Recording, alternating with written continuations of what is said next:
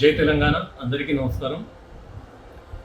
ఈరోజు తెలంగాణ రాష్ట్ర పాలన విధానాన్ని చూస్తూ ఉంటే అసలు ఈ రాష్ట్రంలో ప్రభుత్వం ఉందా? ఈ ప్రభుత్వం తీసుకున్న నిర్ణయాలను నమ్మొచ్చా? నమ్మడానికి వీలుందా? నిజాలా అబద్ధాలా? అసలు ఈ ప్రభుత్వం ఎటుపోతుంది అన్నది సామాన్య ప్రజలకు, మధ్యతరగతి ప్రజలకు అర్థం అవుతుంది. ఇష్టారాజ్యం మాట్లాడుతూ ఉన్నారు.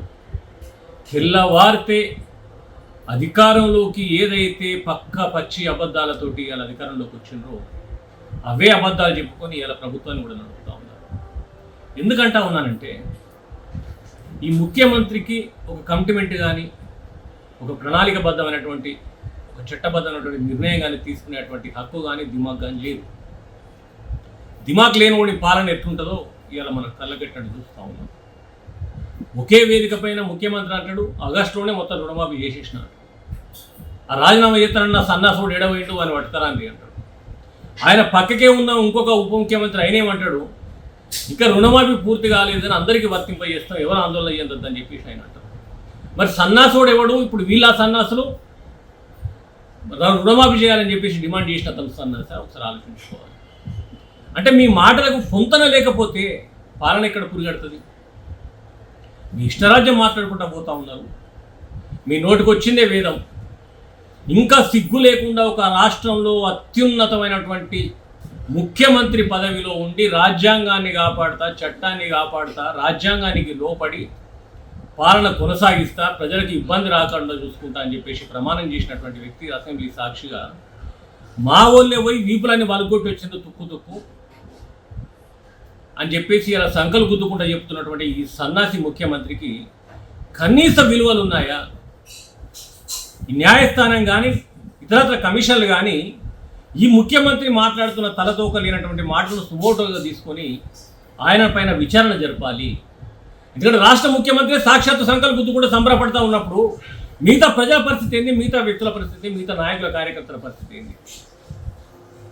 ఒకవైపు ఏమో బీఆర్ఎస్ పార్టీ ఎమ్మెల్యేలు కొట్లాడేదని చెప్పేసి ఆ మంత్రి శ్రీధర్ బాబు అంటాడు. ఈయనేమంటాడు మా అరికెపూడి గాంధీ నేనే పంపినా అని చెప్పేసి ఈయన అంటాడు.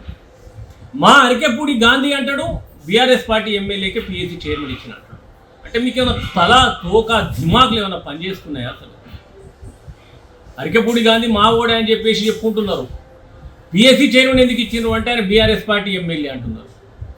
మీరు అటా ఇటా ఎటుగానోళ్ళ అదన్నా చెప్పండి. మరి ఇలా తెలంగాణకు ఒక చరిత్ర ఉన్నది. తెలంగాణ తల్లికి ఉన్నటువంటి ఉద్యమ నేపథ్యం, కేసీఆర్ గారు ప్రాణాలకు తెగించి సాధించినటువంటి తెలంగాణ రాష్ట్రం ఇలా ప్రతి చరిత్రను ఇలా పుణికిపుచ్చుకొని వారసత్వంగా అందజేస్తూ ఉన్నది భావితరాలకు.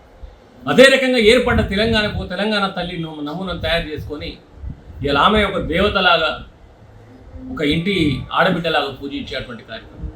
తెలంగాణ తల్లిని ఎక్కడైతే స్థాపించాలనుకున్నామో సెక్రటేరియట్ ముందు, అది పక్కకు జరిపేసి అక్కడ మనకు అసలు తల తోక సంబంధం లేనటువంటి ఒక రాజీవ్ గాంధీ అనే అతని విగ్రహాన్ని తీసుకొచ్చి అలా అసెంబ్లీలో పెట్టి అదేదో రాష్ట్రానికి మేలు చేసినట్టు బిల్డప్ కొడుతూ ఉన్నాడు ఈ ముఖ్యమంత్రి. తెలంగాణ స్టేట్ అనే పదాన్ని తీసేసి తెలంగాణ టీజీ అని పెట్టేసి అదేదో సాధించినట్టు ఫీల్ అవుతా ఉన్నాడు. చరిత్ర ఆనవాళ్ళను దుడిపేసి ఇంకేవో ప్రవేశపెడతానని చెప్పేసి దానికి సంబరపడతా ఉన్నాడు. అంటే పాలించడం చేతగాని దద్దమ్మ నీ చేతిలో పాలన అయ్యాలి అధోగతి పాలవుతా ఉన్నది, నవ్వుల పాలవుతా ఉన్నది తెలంగాణ. తెలంగాణలో ఉన్న వాళ్ళని కాదని పక్క రాష్ట్రాల వాళ్ళని తీసుకొచ్చి పదవులు కట్టబెడతా ఉన్నావు. ఇలా ఈ మేధావులందరూ తెలంగాణ తల్లి విగ్రహాన్ని పక్కకు తీసేసి రాజీవ్ గాంధీ విగ్రహాన్ని పెడితే ఒక్కడన్నా మాట్లాడిండా నోరు తెరిచి? మీ పదవుల కోసం ఇలా రేవంత్ రెడ్డి బూట్లు నాకుతున్నారు. సిగ్గు మానం వదిలేసి ఇలా తెలంగాణ తల్లికి ఇలా అవమానం జరిగినాక మీరు బ్రతుకుడేందుకు ఈ తెలంగాణలాగే ప్రశ్నిస్తూ ఉన్నారు. మీకు సిగ్గు మానం ఉంటే ఇమీడియట్లీ ప్రశ్నించాలి ముఖ్యమంత్రిని. ఎందుకు చేతనైతే లేదు?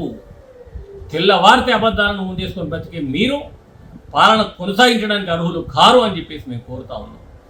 100% ఇవాళ ప్రజలు ఆగ్రహావేశాలతో ఉన్నారు. హైడ్రా అని చెప్పేసి సామాన్యుల మధ్యతరగతి ప్రజల ఇళ్ళని ఊరగొట్టేసినావు. ఇవాళ నీ అన్న ఇల్లు కాడికి వచ్చేసరికి మాత్రం దాన్ని ముట్టకుండా మళ్ళీ కొత్త స్టోరీ వెళ్ళి ఇప్పటివరకు కట్టుకున్నట్టు నేను ముట్టనంటున్నావు. మరి ఇప్పటివరకు కూలగొట్టినట్టు మళ్ళీ తిరిగి నువ్వు నిర్మాణం చేయాలని బాధ్యత ఉంటే, నువ్వు మనిషి అయితే పేద మధ్యతరగతి ప్రజల ఇల్లు ఎన్నైతే కూలగొట్టినావు వాళ్ళందరి ఇల్లు మళ్ళీ కట్టిపి. ఏ చట్టం చెప్పింది నీకు? ఏ రాజ్యాంగంగా చెప్పింది ఇలా పేద మధ్యతరగతి ప్రజలు ఎందుకు కూలగొట్టి రాష్ట్ర స్థానం పొందామని? అదే నీ అన్న కాడికి వచ్చేసరికి ఎందుకు వర్తిస్తలేదు? నీ పార్టీలో ఉన్నటువంటి మంత్రుల ఫామ్ హౌస్ల కాడికి వచ్చేసరికి ఎందుకు వర్తిస్తలేదు?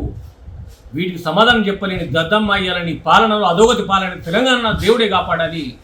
ఇలా బీఆర్ఎస్ పార్టీ ఖచ్చితంగా కంకణం కట్టుకుంది. ప్రతి క్షణం నిన్ను నిలదీసి నిగ్గదీసి ప్రజాక్షేత్రంలో దోషిలాగా నిలబెట్టే రోజులు నీ దగ్గర వచ్చినాయి. ఇకనైనా నువ్వు మారాలని చెప్పేసి మేము ఆశిస్తాం.